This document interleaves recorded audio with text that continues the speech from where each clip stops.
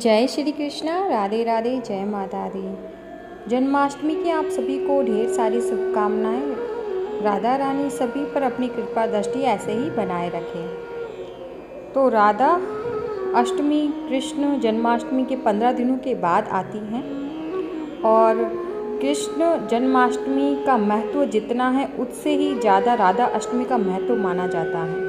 तो देखिए यहाँ पर मैंने ये पूजा डेकोरेशन पूजा के कुछ 5 या 10 मिनट पहले ही करी थी, क्योंकि टाइम बहुत कम था, सुबह सुबह का वक्त था और बच्चों का स्कूल ऑफिस सब कुछ हो जाता है सुबह सुबह, और इसलिए ये पूजा भी 12 बजे के आसपास ही शुरू हो जाती है।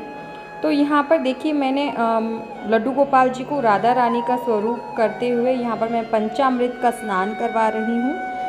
और इनको मैंने छोटे से बर्तन में इसलिए बिठाया क्योंकि बड़े बर्तन थाली कांसी की या पीतल के में ही मैं स्नान करवाती हूँ लड्डू गोपाल जी को, जो कि मैंने उनको भोग में रखा है। जैसे पूड़ी और अरबी की सब्जी राधा रानी को पसंद है, तो उनका भोग मैंने उनकी थाली में रखा है, इसलिए थाली फ्री नहीं थी जिसमें मैं इनका स्नान करवा सकूँ। यही बर्तन एक फ्री था तो मैंने इसी में इनका स्नान करवाया है।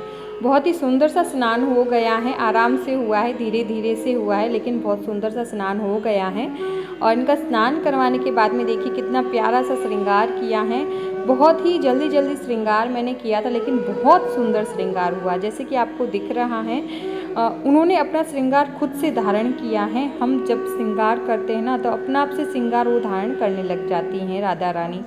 तो देखिए प्यारा सा श्रृंगार हुआ है हमारी बाल राधा रानी का। और हमारे बड़े लक्ष्मी नारायण जी जो कि राधा कृष्ण का श्रृंगार उनका मैंने संपूर्ण किया है, वो बहुत ही प्यारे लग रहे हैं। उनका भी मैंने अभिषेक किया है और उनका श्रृंगार किया है।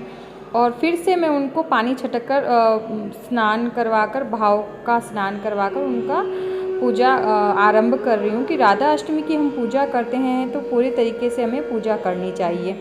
तो इस तरह से देखिए मैंने सभी को भाव स्वरूप वस्त्र फिर से अर्पण किए। फूल मैं अर्पण कर रही हूँ। अपराजिता का फूल हमारे यहाँ बहुत बड़ी बेल हो गई हैं, देखते ही देखते बहुत बड़ी हो गई है। फूल भी बहुत अच्छे अच्छे खिलाते हैं।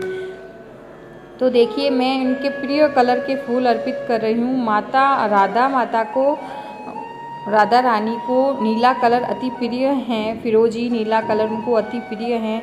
और गेंदे के फूल अर्पण कर रही हूँ। वैसे तो मुझे माला बनानी थी, लेकिन मुझे टाइम नहीं मिल पाया, टाइम बहुत कम था, काम बहुत ढेर सारे हो जाते हैं, भले वो जन्माष्टमी हो या अष्टमी हो या दिवाली हो या नवरात्रि हो। त्योहारों में बहुत कम टाइम बचता है। हर कोई तैयारी करते हैं, हर किसी चीज़ की तैयारी करते करते वक्त बहुत कम होता है, काम बहुत सारे होते हैं, लेकिन इसी के बीच सारी पूजा हो जाती तो मन में सुकून हो जाता है कि पूजा अच्छे से हो गई है। तो इस तरह से मैंने उनको स्नान, वस्त्र पहनाए, वस्त्र अर्पण किए, भाव स्वरूप फूल अर्पण किए, इत्र लगाया, आईना दिखाया। यहाँ पर मुझे कलश की स्थापना करनी थी, दीप कलश की, लेकिन वक्त हो चला था, इसलिए मैंने दीप की कलश स्थापना नहीं करी। नॉर्मल दीपक प्रज्वलित किया, दीपक की पूजा करी और उनको साक्षी मानते हुए मैंने पूजा शुरुआत कर ली थी।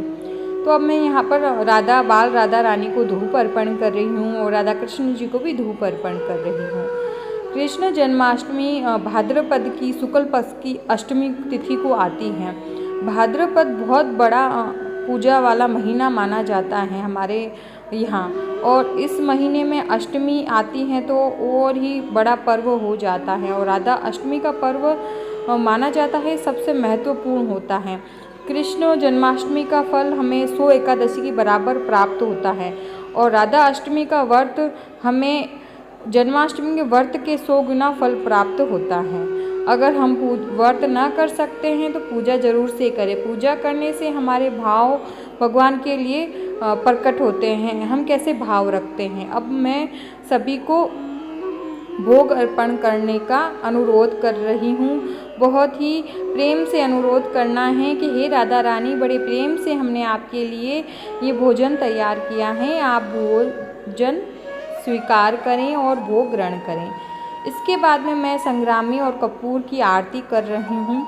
बड़ी ही प्रेम से आरती करी जाती हैं, बड़े भाव के साथ आरती करी जाती है। उनके नैनों में देखिए जब इनका श्रृंगार हुआ था ना, बहुत सुंदर हुआ था। ऐसा श्रृंगार ने कभी नहीं राधा कृष्ण स्वरूप का हुआ है, लक्ष्मी नारायण जी का। बहुत प्यारा श्रृंगार हुआ है, बहुत सुंदर श्रृंगार हुआ है। मैंने सोचा नहीं था उससे भी ज़्यादा सुंदर श्रृंगार हुआ है। अब मैं राधा रानी को हाथ जोड़कर विनती करूंगी, हे राधा रानी, अब हम आपको झूले में बिठा रहे हैं, आपको झूला दे रहे हैं, और कोई भी भूल चूक हो तो मैं क्षमा कीजिएगा। तो यहाँ पर गद्दी हमें झूले में बिछा लेनी है, जल्दबाजी ना करते हुए धीरे धीरे झूला देना है। तो देखिए मैं यहाँ झूला दे रही हूँ, तो मेरी छोटी गुड़िया हैं जो कि अभी 3 साल की हैं, वो बोल रही है नहीं मम्मा बेबी गिर जाएगा, क्योंकि अभी मैं उनको उसे यही बताती हूँ ये बाबू है। तो वो बोल रही है कि नहीं मम्मा आप झूला दे रही है, वो गिर जाएगा। लेकिन बच्चे का मन कितना वो होता है ना, पवित्र होता है, वो अपने लिए तो सोचता ही है। जब भगवान को हम बच्चों को बताते हैं कि ये हमारे लिए एक अहम ज़िंदगी में जगह रखते हैं, तो बच्चों को भी सीख आती है। तो वो इसी के साथ देखिए सुबह की पूजा मंदिर में अभी हुई थी, उसी का दर्शन करवा रही हूँ। आज अष्टमी भी है तो माता रानी के भी दर्शन इसी के साथ हो रहे हैं। तो आपको ये छोटा सा वीडियो राधा अष्टमी का कैसा लग रहा है मुझे ज़रूर बताएं। चैनल को लाइक और सब्सक्राइब करें, फैमिली और फ्रेंड में वीडियो ज़रूर से शेयर करें, और राधा अष्टमी का त्यौहार बड़े मन और उल्लास के साथ संपूर्ण करें और खुश रहें। राधा रानी सभी पर कृपा बनाए रखें, यही आशा करते हुए इस वीडियो को संपूर्ण करती हूँ। जय श्री कृष्णा, राधे राधे, जय माता दी। और इनके श्रृंगार का वीडियो हो सके तो मैं अलग से ज़रूर से अपलोड करूँगी। जय माता दी।